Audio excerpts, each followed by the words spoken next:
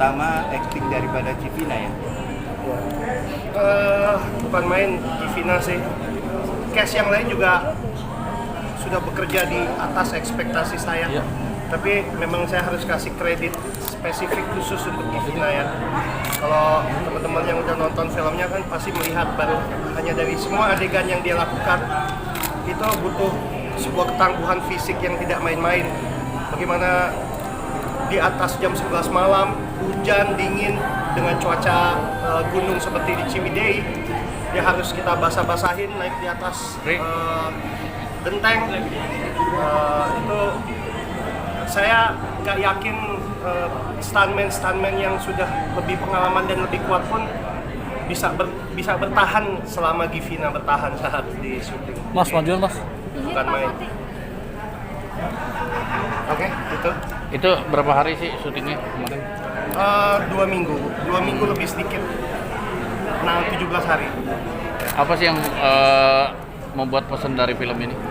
Bagaimana? Pesannya apa Pesan untuk moral. dari film ini? Nah, ini kan menarik.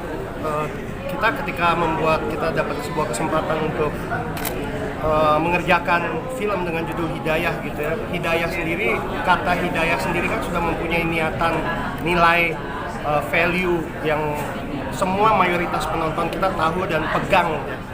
Jadi ada sebuah kehati-hatian yang kita sebagai pembuat filmnya harus tetap tidak menyalahi kaidah-kaidah dan nilai yang tercakup dalam kata hidayah itu sendiri. Sementara kita juga punya tuntutan untuk menghibur penonton kan.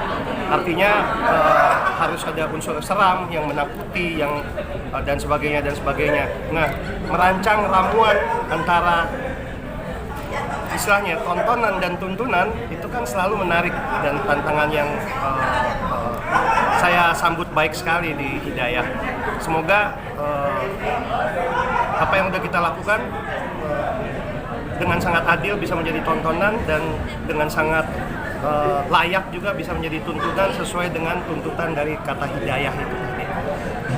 Pilihan pemain gimana? Sebenarnya film-film horor gitu. Ya. Terus juga ada yang bawa pocong-pocong gitu. Nah itu tuh membedakan dengan maksudnya untuk bisa ini menjadi satu karakter lagi yang lain gitu. Iya, yang pasti semua judul kalau cuma hanya dari judul aja kan beban yang dimiliki beda dengan ketika kita membuat sebuah film dengan judul Hidayah. Ya saya nggak usah spesifik detail seperti apa ya kan teman-teman pasti tahu beban dan muatan value apa dari kata hidayah. Kalau saya bikin yang sebelumnya cuma pocong atau pocong the origin, ya udah.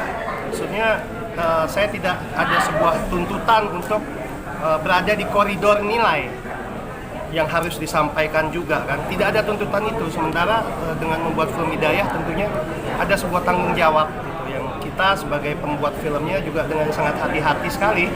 Kita harus berada di koridor tuntunan sekaligus menjadi tontonan yang menghibur. Melibatkan tokoh agama mungkin? Gimana? Ya.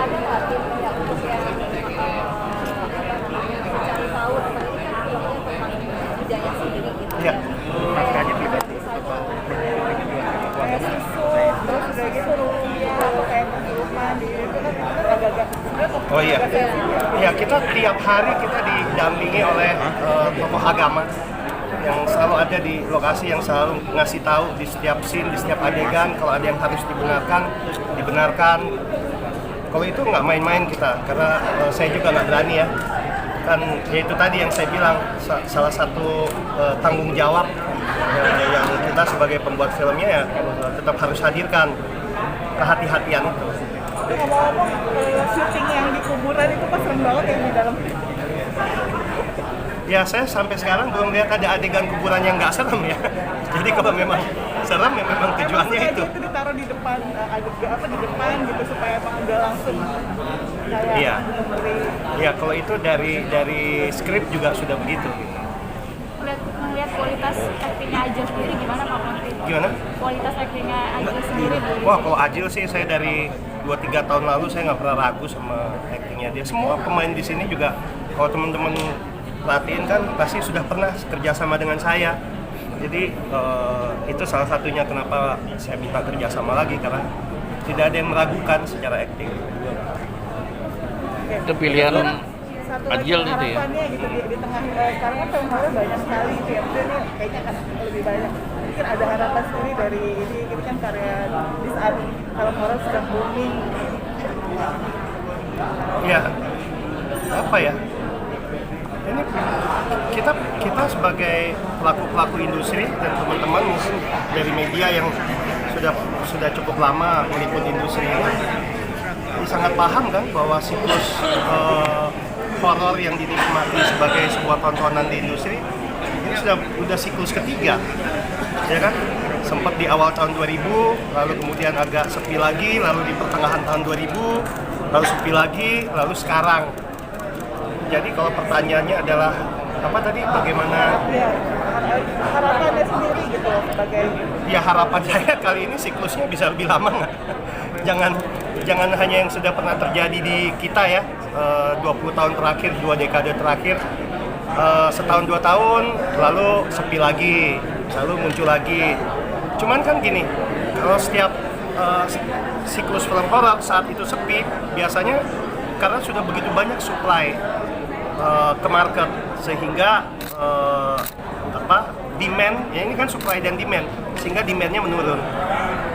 Nah, cuman kan ini pertama kalinya terjadi dalam sejarah film Indonesia di mana market share penonton kita itu 60%.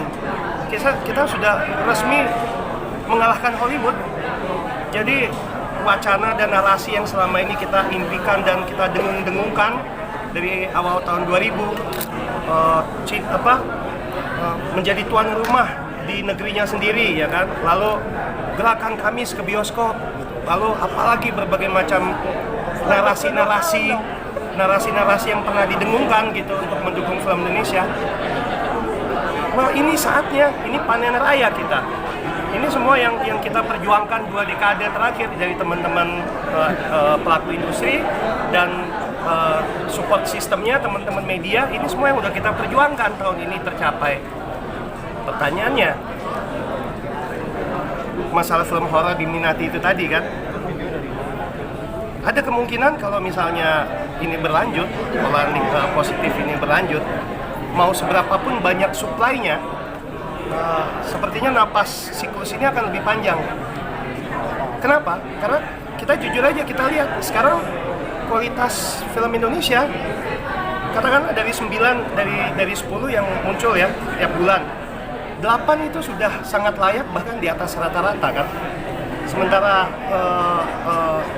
hal yang sama tidak bisa kita bilang 5 tahun yang lalu atau 10 tahun yang lalu.